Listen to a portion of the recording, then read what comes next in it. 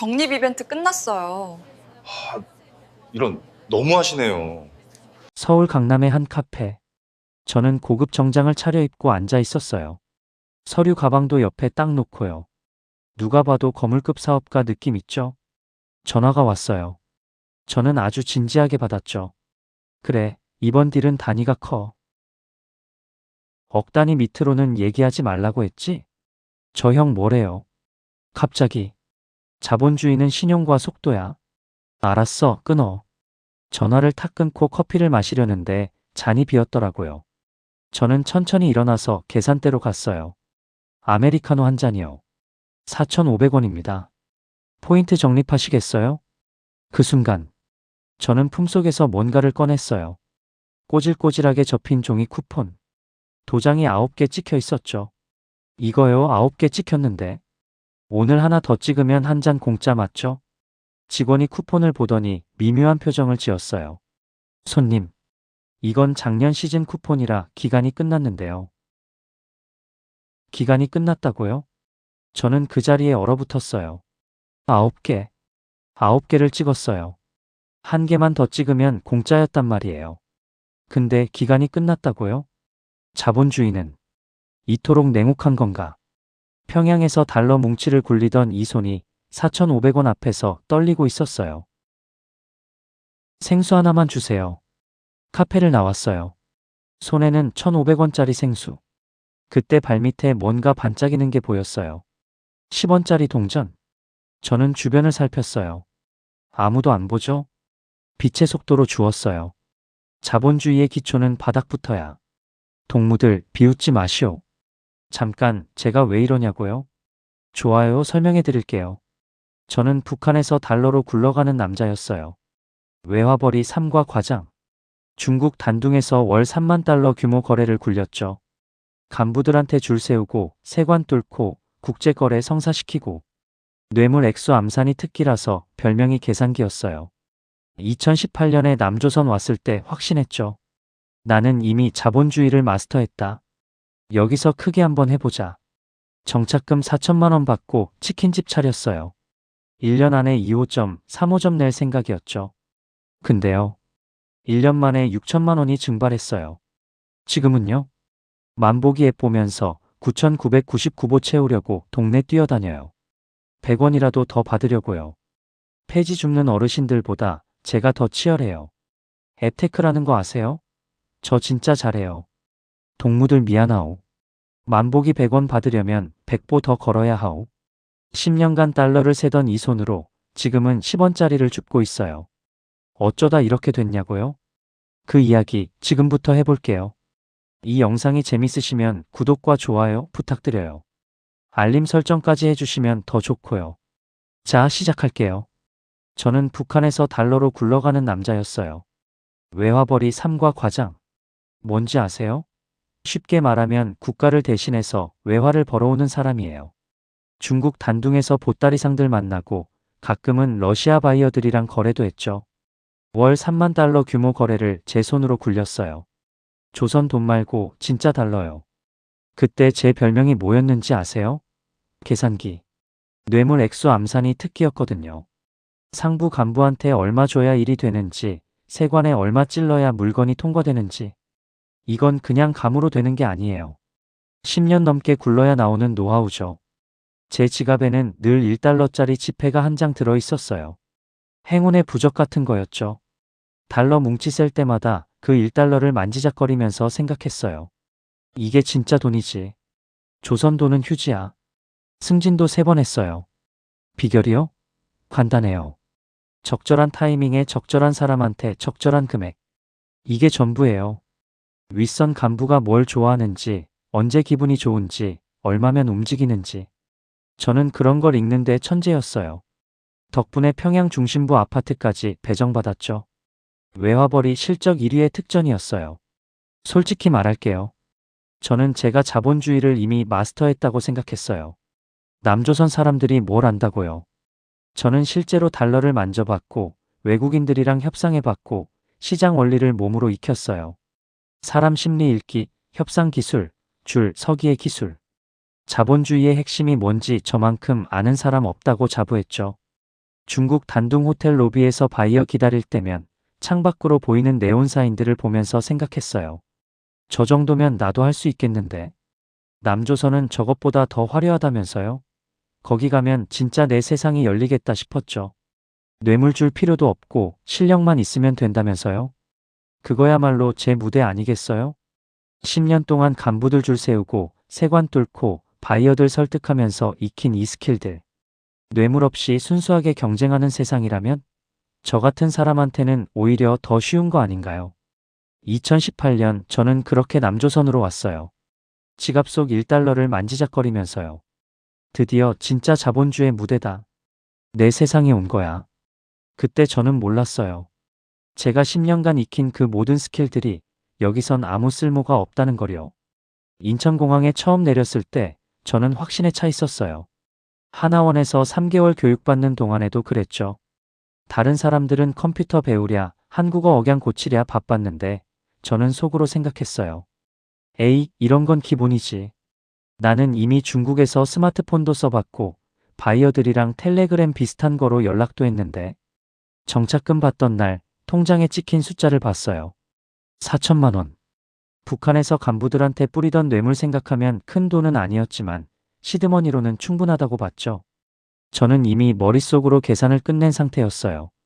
이 돈으로 장사 시작하면 1년 안에 3배는 불릴 수 있어. 근데 말이에요. 문제는 그 다음부터였어요. 일단 뭐라도 해보자 싶어서 취업 면접을 봤어요. 무역회사였죠. 저 정도 경력이면 당연히 될 줄 알았어요. 면접관이 이력서를 보더니 물었어요. 경력란에 뭐라고 쓰신 거예요? 외화벌이 3과 과장이요. 면접관 표정이 아직도 생생해요. 마치 외계어를 들은 것 같은 얼굴이었죠. 그게 구체적으로 무슨 일을 하신 건가요? 국가 대신 외화 벌어오는 거요. 중국 보따리상들이랑 거래하고 러시아 바이어들이랑 협상하고. 아, 네. 그러니까 공식적인 경력은 없으신 거네요. 공식적인 경력이 없다고요? 저는 10년 동안 월 3만 달러를 굴렸어요.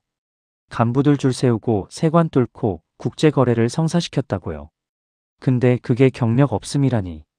그날 집에 돌아와서 한참을 멍하니 앉아 있었어요. 그래도 포기할 저는 아니었죠. 취업이 안 되면 창업을 하면 되지. 사업자 등록하러 구청에 갔어요. 창구 직원이 서류 목록을 주더라고요. 하나, 둘, 셋. 12개. 이게 다 필요해요? 네, 기본 서류예요. 북한에서는요, 간부한테 봉투 하나 쥐어주면 끝이었어요. 뭘 하든 그 봉투가 만능 열쇠였죠. 근데 여기는 봉투 줄 사람이 없어요. 아니, 봉투를 줘도 받을 사람이 없어요. 저기요, 담당하시는 분이 따로 계세요? 좀 빨리 처리해 주실 수 있는. 번호표 순서대로 하셔야 해요. 줄 설 간부가 없다는 게 이런 뜻이었구나. 어찌어찌 사업자 등록은 끝냈어요. 치킨 프랜차이즈로 정했죠. 본사 직원이 친절하게 설명해 주더라고요. 가맹비 1,500만 원, 인테리어 2천만 원, 초도 물량. 다 합치니까 3,500만 원이 들어갔어요. 남은 500만 원이 운영자금인 셈이었죠. 좀 빠듯하긴 했지만 뭐 어때요? 장사가 되면 금방 채울 수 있으니까. 오픈 준비하면서 본사 직원이 말했어요. 사장님, 배달앱 등록하셔야죠. 배민, 쿠팡이츠, 여기요. 그게 뭔데요? 직원이 스마트폰 화면을 보여줬어요. 앱을 열자 치킨집들이 쭉 나열돼 있더라고요. 그 옆에 별이 있었어요. 이 별점이 중요해요. 4.5점 이상이어야 상위 노출되고 4.2점 아래로 떨어지면 거의 안 보여요. 별점이 뭐예요? 누가 주는 건데요? 손님들이요. 리뷰 쓰면서 별점을 매기거든요. 저는 멍하니 화면을 봤어요. 그러니까 손님이 내 가게를 평가한다고요? 점수를 매긴다고요? 네, 요즘은 다 그래요. 리뷰. 손님이 사장을 평가하는 시스템. 북한에서는요, 반대였어요. 장사하는 사람이 을이 아니었죠. 손님이 물건 달라고 사정하는 게 당연했어요. 장마당에서 좀 큰 소리 치면 손님들이 알아서 기었거든요. 근데 여기선 손님이 갑이에요. 손님이 별점을 주고 그 별점이 내 장사를 좌우한다고요? 속으로 생각했죠.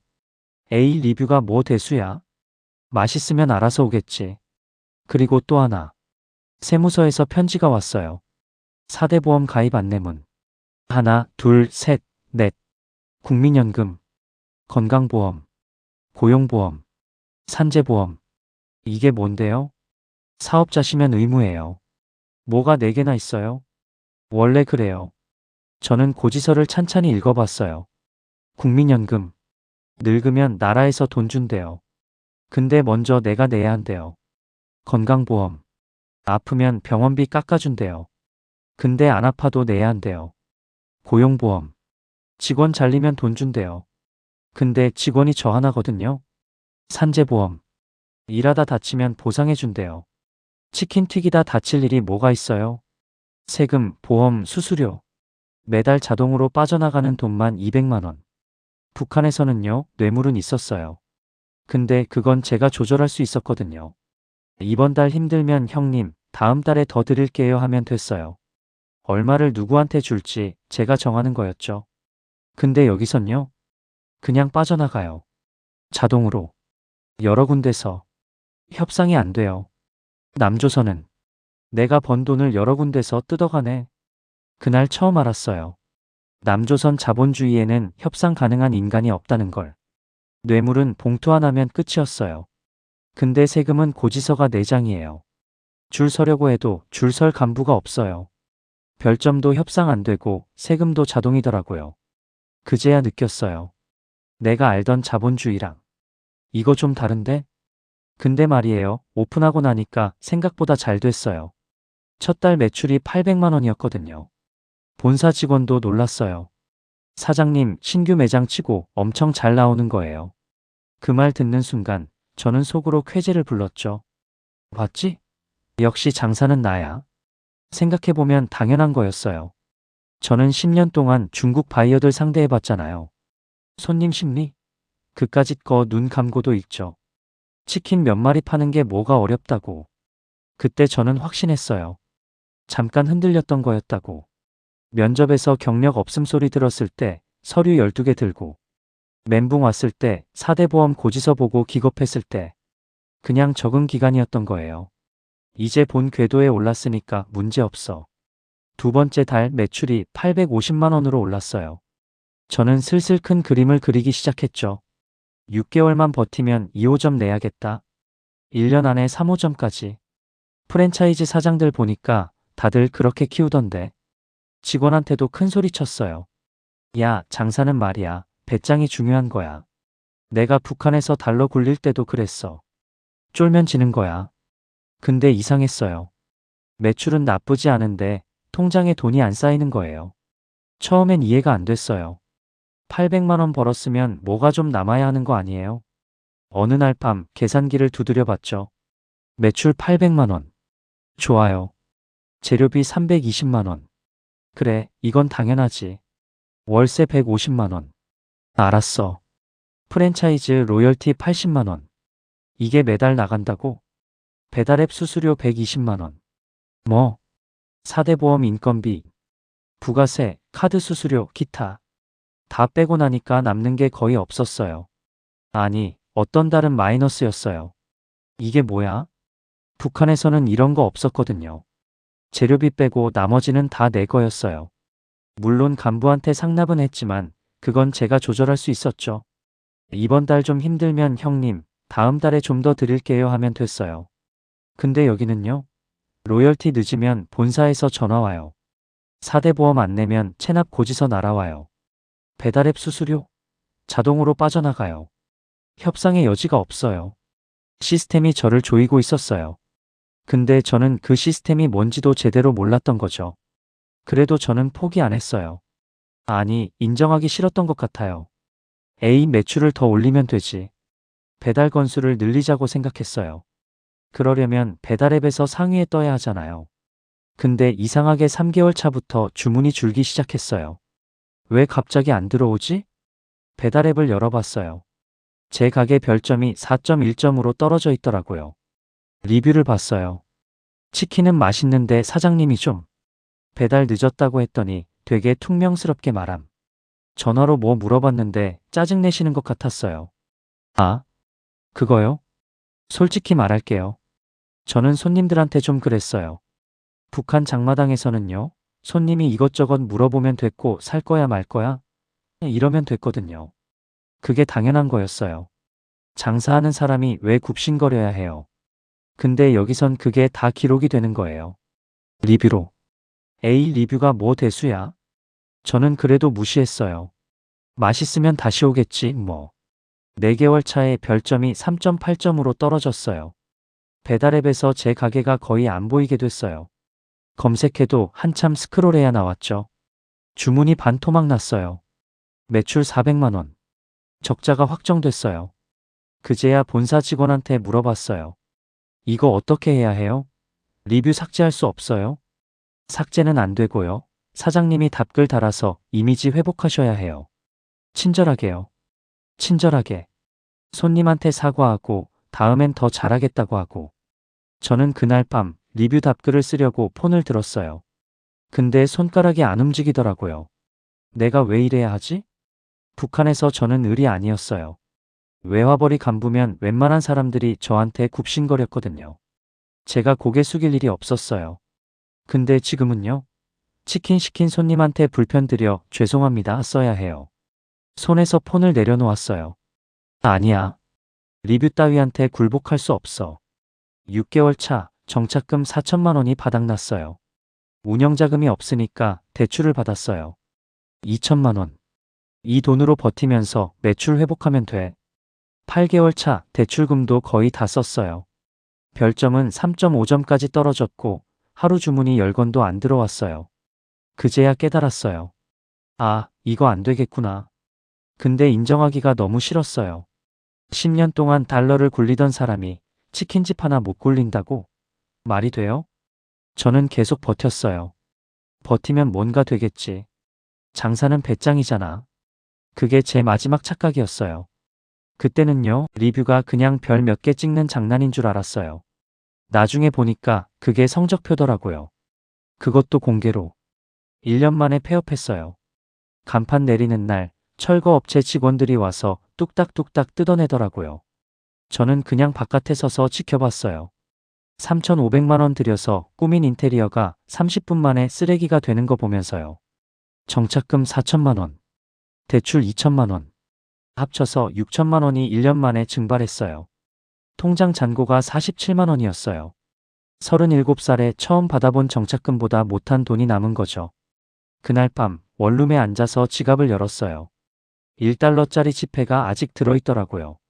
북한에서부터 갖고 다니던 그 행운의 부적. 행운? 웃기지도 않네. 그 1달러를 한참 쳐다봤어요. 이걸로 뭘 할 수 있을까? 아무것도 없었어요. 다음 날부터 배달 라이더를 시작했어요. 선택지가 없었거든요. 당장 월세를 내야 하는데 47만 원으로는 안 되잖아요. 라이더는 일당으로 바로 정산되니까요. 첫 출근 날 배달 가방을 메고 오토바이 타는데 손이 떨리더라고요. 추워서가 아니에요. 창피해서요. 내가 지금 뭘 하고 있는 거지? 배달 가방 메고 오토바이 타면서 생각했어요. 내 인생이 이렇게까지 오긴 했구나. 근데 또 웃긴 게요. 길은 제가 제일 잘 찾더라고요. 북한에서 저는 외화벌이 간부였어요. 오토바이?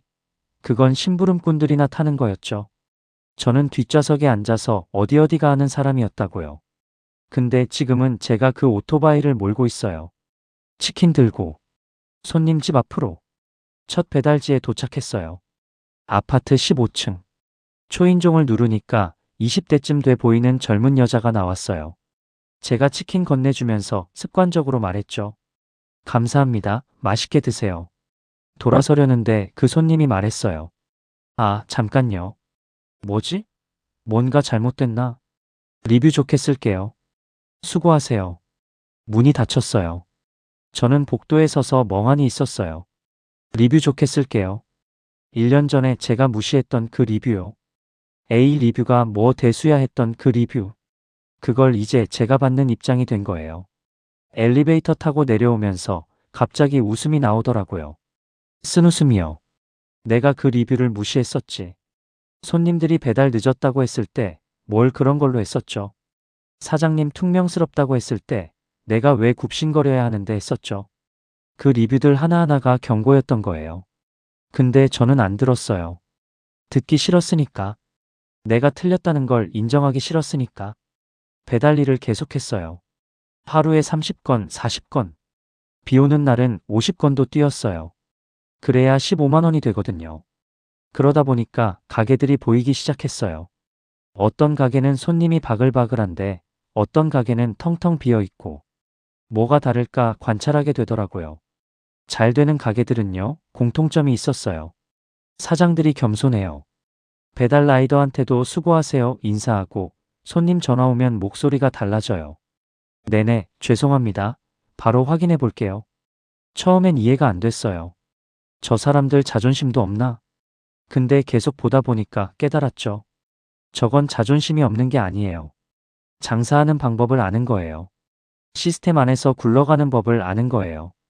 어느 날 단골 가게에 배달 픽업하러 갔어요. 분식집이었는데 50대 아주머니가 혼자 운영하시더라고요. 그날따라 바빠 보여서 제가 기다리고 있었는데 사장님이 말씀하셨어요.